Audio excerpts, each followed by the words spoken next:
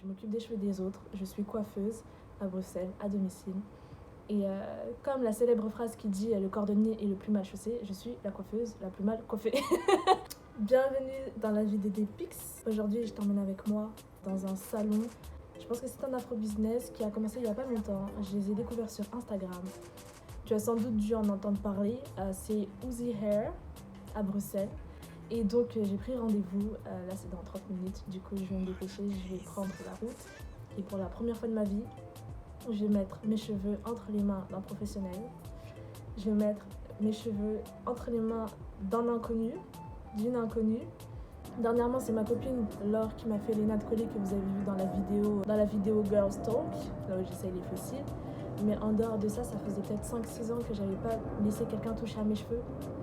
Et ça fait tellement longtemps que j'aurais pas fait de vrais soins. Donc je me suis dit, ok, tu sais quoi, pose-toi et laisse faire des professionnels. Pourquoi pas, honnêtement, pourquoi pas. Parce qu'au final, mes cheveux, ils le méritent. Ils méritent que ça. Mon shrinkage, il est incroyablement fort. C'est incroyable. Je sais pas si tu te rends compte de la réelle longueur. Mais bon, on a l'habitude. Et parce qu'ils ont poussé et qu'ils ont encore plus de longueur, ils méritent encore plus de soins. Donc c'est parti. Uzi Hair, j'arrive.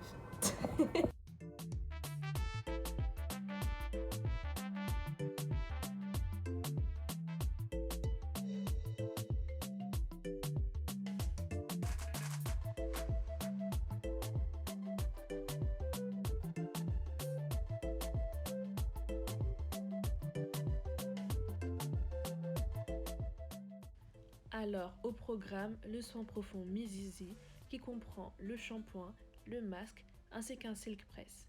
Ça va faire 7 ans que je n'ai ni défrisé ni lissé. Voyons voir ce que ça donne.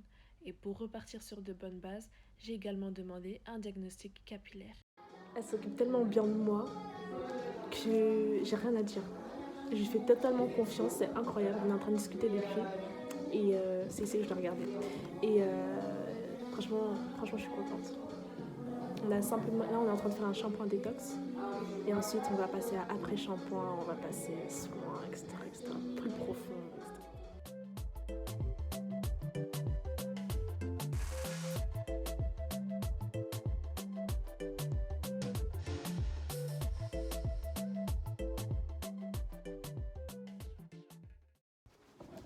Dis-moi Donc quoi. là, on a fait un premier shampoing, donc qui était le shampoing détoxant pour vraiment enlever toutes les pellicules, toutes les saletés qu'il pourrait avoir sur les cheveux. Et c'est un shampoing qui va vraiment enlever toutes les crasses.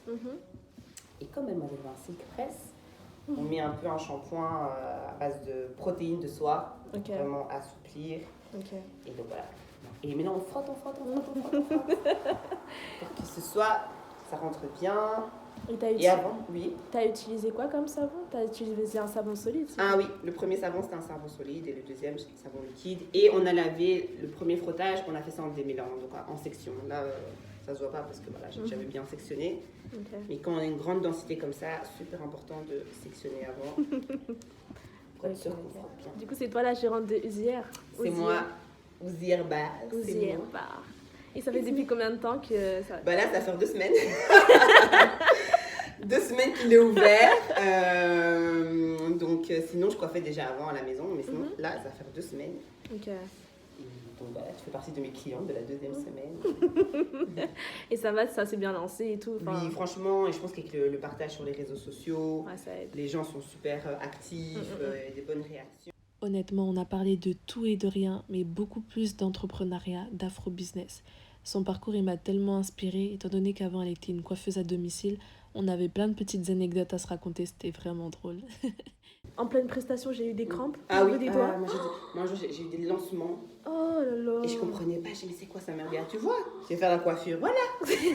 Ça commence, tu n'as même pas encore fait quoi que ce soit. Moi, je me laisse-moi, fait non. Tu vois? Non, c'est trop. J'étais là, je faisais des braids, la personne voulait des braids en bas du dos et tout. J'ai commencé, j'arrivais vers la fin, donc devant. Et là, mon doigt, il se bloque, j'étais en mode, oh là, bon, attendez un petit peu, je reviens. Non. Oh, mes bébés. On pense pas à notre santé en tant que coiffeur. On pense pas du tout à notre santé. Mais c'est vraiment là parce que j'ai regardé mes cheveux là dernièrement et je me suis dit non, c'est bien beau, tu t'occupes des cheveux des gens et tout, mais... Voilà. ben, tu peux faire ce que tu veux avec tes cheveux et Exactement. qu'on a des très très beaux cheveux quoi. On a des cheveux tellement versatiles, ils sont capables de tellement de... C'est incroyable. On peut faire tellement de choses que... C'est incroyable. Il faut qu'on arrive à se les réapproprier et... Ouais, les kiffer quoi. Et Ouzi, ça veut dire quoi? C'est en Swahili, hein? Exactement, parce que c'est ma langue maternelle. Moi, je viens de l'Est du Congo, je suis Mouswahili et ça veut dire fil. En fait, c'est mes parents qui m'ont donné ce nom-là pour mon projet. J'ai cherché un nouveau nom par rapport à mes valeurs parce qu'il y a plein de choses qui avaient changé. J'ai voyagé en Afrique et je voulais un nom qui reparle en fait de mes origines. Et quand j'ai fait un petit peu un brainstorming auprès de mes parents, j'ai mis plusieurs noms. Et directement, dès qu'ils ont entendu Ouzi, non, c'est ça. C'est ce nom que tu dois prendre. Et j'ai dit, mais pourquoi? Ils disent non, parce que nous, à l'époque, mon père il me disait, ta maman, quand elle faisait ses cheveux, elle tirait ah oui, au fil. Au fil. Et en Swahili, on dit Ouzi à Nouele. Nouele, ça veut dire cheveux. Et donc, du coup, je me suis dit, bah, trop bien, parce que, en fait, c'était une connotation aussi par rapport à mon projet. C'était ce fil conducteur qui m'emmenait vraiment vers un nouvel horizon. Et bah oui, c'est une coiffure protectrice. Et c'était mes origines. Et donc, je me suis dit, bah, en fait, c'est parfait. Et puis, c'est 3 lettres. Quand on le prononce bien, c'est facile. Et voilà, j'ai kiffé. Donc, je me suis dit, c'est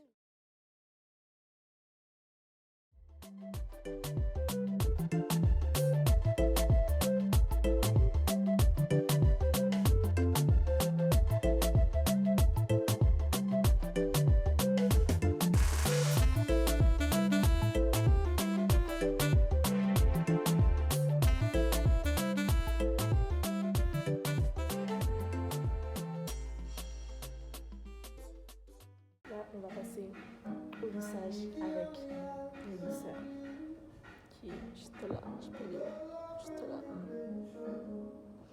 Des lisseurs de qualité s'il vous plaît, en tout cas.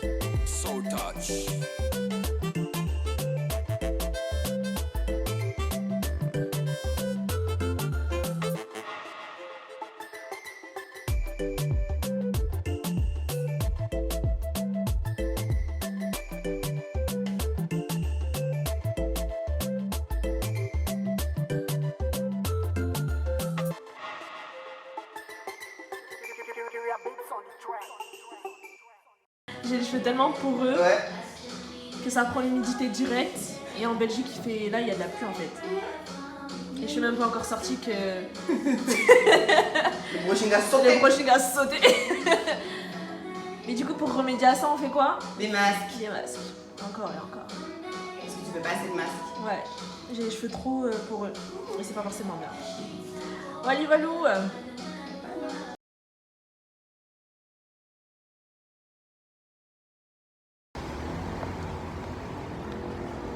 C'est la merde. C'est la merde, les gars. C'est la merde. C'est la merde.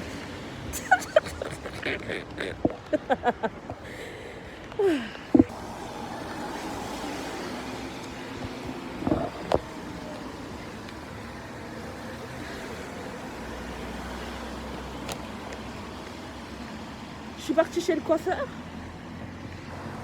Et comme on est dans un pays pluvieux comme je sais pas quoi,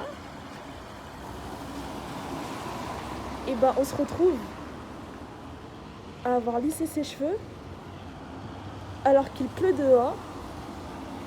Du coup, le travail qui a durement été fait avec amour est en train de partir en cacahuète. Par contre, je m'en fous strictement de comment les gens ils me regardent. Grosse erreur de débutante, je suis sortie sans parapluie. Grosse erreur de débutante. Vraiment, plus jamais. J'ai dit plus jamais.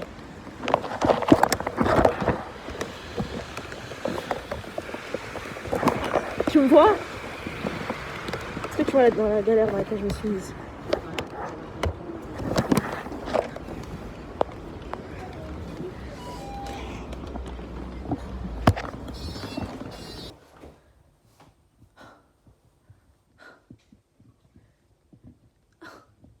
Non.